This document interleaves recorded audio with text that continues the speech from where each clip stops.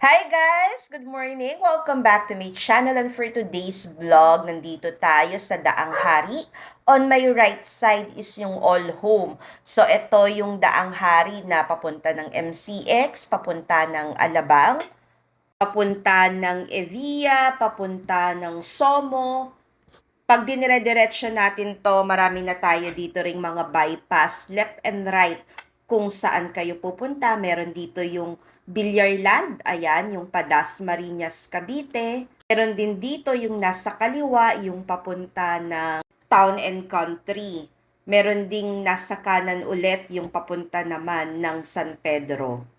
Hi guys! Good morning and for today's vlog, papunta tayo sa Camellia Alessandra Heights, Molino 4 para sa isang home tour. Pwede nyo naman pong i-pass forward. So tayo, nagbibideo lang tayo nung daan para doon sa mga hindi pamilyar. Yung nasa left side ko, yan na yung Somo. At dito sa aking kanan, matatanaw nyo yung ginagawang hospital. Dito lang yan sa Daang Hari. Tapos malapit na dyan yung community, yung subdivision, nung ipapakita natin na isang bank foreclosed property. Siya nga pala, kung bago ka pa lang sa channel na ito, I'm Sheila Beronilla, your friendly real estate broker. My blog is all about buying and selling of real property investment and anything in between. Kaya kung gusto mo ng ganitong content, please don't forget to like. Pa-support na din po by clicking the like button. And pa-follow naman po kung ikaw ay nanonood sa Facebook. Thank you! In here, makikita na natin dito yung Cerritos 1, Cerritos 2, yung Alphamart, and yung pinakadulo nito, ayun na yung Camellia Alessandra 4. Meron naman po ditong mga shuttles na nadaan, pero mas convenient po siguro kung meron tayong sariling sasakyan, e-bike o motor. Medyo wala kasing mga public talaga na mga jeep na dumadaan dito kasi exclusive yung subdivisions, yung community, meron silang naikot na sarili nilang parang shuttle services. Hindi ko na kinat para ma-observe nyo yung community, yung environment, mapuno dito, and ito po yung asadang hari lamang, kaya malapit na malapit ka sa Evia, malapit na malapit ka sa Muntinlupa, malapit na malapit ka sa Alabang. And kung papunta ka ng Makati, ng Maynila, ng Laguna, napakalapit lamang din po nito sa may MCX. Yung nasa kanan, yan na yung Cerritos. Magkasunod yan, Cerritos 1 and Cerritos 2, and yung dulo na is yung Camellia Alessandra 4. And nandito na tayo sa may rotonda, ayan na yung Camellia Alessandra 4. Nakapasok na tayo ng subdivision. Mga bahay pala dito ay townhouse. So, yung pupuntahan natin is end lot, pero may malaki siyang space sa gilid, sa likod, kaya excited na akong makita. Yung kanilang water dito ay prime water. Ayan, nakikita niyo yung tangke. Pero wala namang problema kasi 24/7 naman yung serbisyo at hindi naman nawawala ng supply. Kung mag-google ka or magtatanong ka sa 02 Camellia, yung mga prices ng townhouse dito nasa 3 million plus na. Almost 4 million kasi nga yung location. Pero this one, yung ating ipapakita, below the market value, way cheaper. Ito na yung pinaka-street, malapit na tayo doon sa bahay. And tadan, this is the property. Maganda yung location niya dahil end lot siya. Possible ka ditong magparada. Inside, ayan, may garahe. Tapos dito din, kasi dulo ka wala nang dadaan. Yung katapat mo, ayan, pwede na lang kayong maghati dyan. Dito sa road na to, kung meron ka pang isang sasakyan. This is the unit. Ang kanyang lot area ay 96 square meters. Tara, pasok tayo. Disclaimer lamang po, this is bank rematado for close property. As is where is po ang ating turnover. Meron siya ditong extension na sa gilid. Supposedly lupa lang to pero pina-extend niya itong parang kitchen area na to. Nagpalagay siya ng balcony. And dito sa likod, merong parang maliit na pasilyo papunta dito sa likod. Wow, ito yung likod niya. Actually, maganda, maluwag, malawak pa, kaso nakakalungkot kasi parang tinanggal na nila yung mga bubong and pero buong-buo pa yung mga tiles ha. Maganda, presko dito, maraming puno and yung nasa likuran mo is parang may tubig siya na manipis pero hindi siya creek, malinaw yung umaagos. And dito, siguro kung magbi-visit kayo, pwede kayong magdala ng engineer ninyo or yung marunong para ma-assess yung bahay. This one is selling for as low as 3 million pesos only.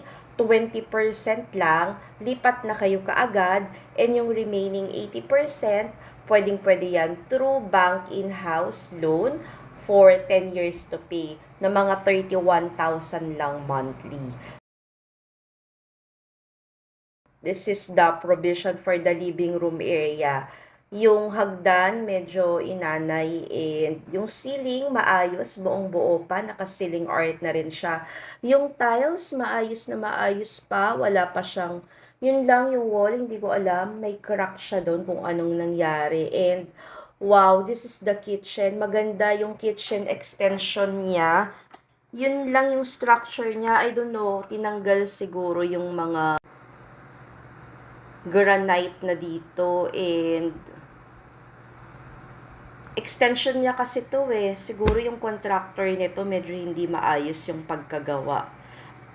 Meron tayo ditong stock room sa gilid.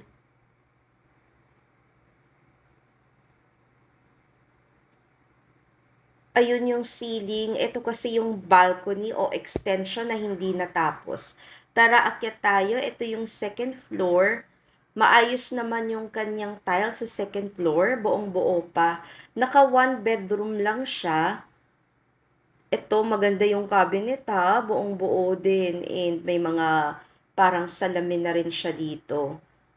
Tapos dito, pag sumilip ka, ayan. Hi guys! Shout out po sa ating mga kababayang OFW and sa ating mga subscribers. Thank you for watching.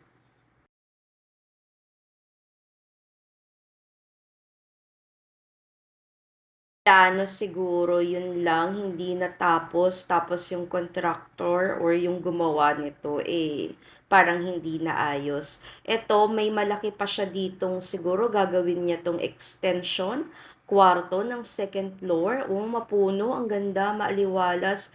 Parang balcony yan dapat eh. So, hindi niya natapos or hindi natuloy. Ayan. Ang laki pa nito ha.